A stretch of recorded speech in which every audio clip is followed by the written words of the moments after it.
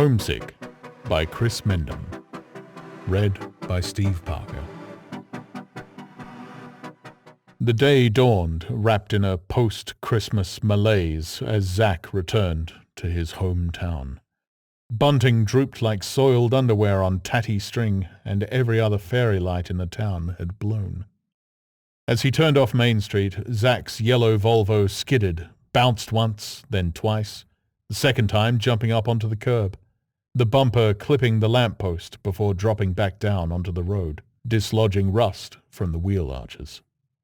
As he picked his stomach up off the floor, someone shouted at him, the words muffled. Swinging round in his seat, Zack watched as a round man in his 60s, a large handkerchief over his mouth, jabbed a finger at the rear end of the car. Sighing, Zack unbuckled his seatbelt, opened the door and climbed out, stepping lightly to avoid the worst of the dark red puddle inexplicably gathering around his car. Sighing again, he prepared himself for a confrontation. However, why the man might be upset currently eluded him. The round man spoke muffled words again. "I'm sorry," said Zack, frowning, cocking an ear. Lowering his handkerchief, the round man growled, "You can't park there." "Yeah," laughed Zack. "My battery died and then I lost control or something. Don't know cars." "Still can't park there." Taking a deep breath, Zack looked to the far end of Main Street. "Is Havant's Motors still in business?" "No." "Grady's?" "It's closed." "Because it's Sunday?" "No." Zack locked eyes with the man, sparking memory. Of late, he'd not had many of those. He needed to see a doctor, get some pills or a good night's sleep or something. "Mr. Makepeace?" said Zack. "I'm Zack Furnish. I was friends with Tom. Well, I say friends, we were more like—" Dense smog smothered the memory. Clearing his throat, Zack continued. "Anyway, how are you, sir?" Zack held out his hand. The round man ignored it. "I've been away. At college. It's been good. Well, tough. Really tough. As they say, if it was easy, everyone would do it." An involuntary laugh burst out and lay dying on the road. The round man glared at the place where the laugh landed. "Anyway, my folks live about 5 miles out of town. No signal." Zack waved his mobile in the air. "So I gotta walk to their place. I'll be back with Dad, and I'll get it moved." "You can't park there." "I know I can't." "You can't park there." Ducking into the car, Zack disguised profanities, retrieving his bag. "I'll get it towed," said Mr. Makepeace, as he turned and waddled back up his driveway. Zack called after him. "Say hi to Tom for me. Maybe we can— where's the car going?" But Mr. Makepeace had vanished. The smog in his head descended again, and Zack found himself almost at his parents' house before it cleared. Anger, confusion, and panic gripped him. He sprinted back to his car that he knew would not be there anymore, and no matter how hard he banged on Mr. Makepeace's door, he would not open it. Sure enough, his car was gone.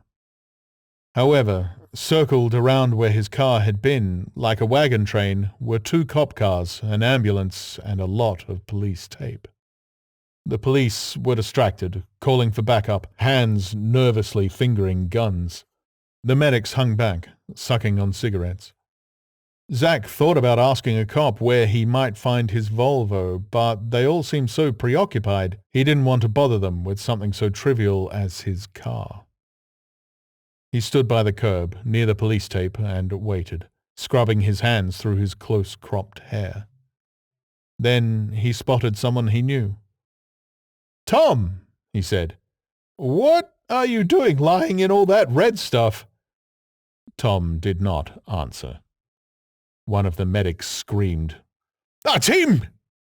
Zack looked around and saw no one else except the emergency services. The police swayed in a trance. The medic screamed, "Do something!" jerked them out of their fear. Police charged, guns drawn. Hands grabbed Zack and pushed him into the grass and mud. Others wrenched his arms behind his back and cuffed his wrists, all the time screaming, "Don't move! Don't move!" Excitement getting the better of them. Understandable. This was the first time in over 100 years that the town had had to deal with something like this. A mad 45 seconds later, calm descended as if the police had used up all the energy.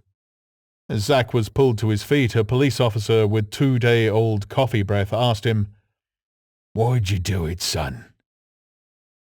Zack had no answers. He didn't understand the question. The last few days, months, years were hazy.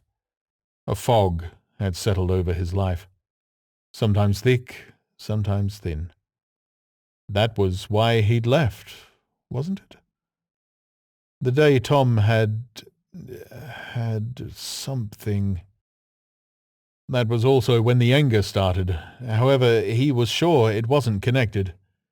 Was it connected?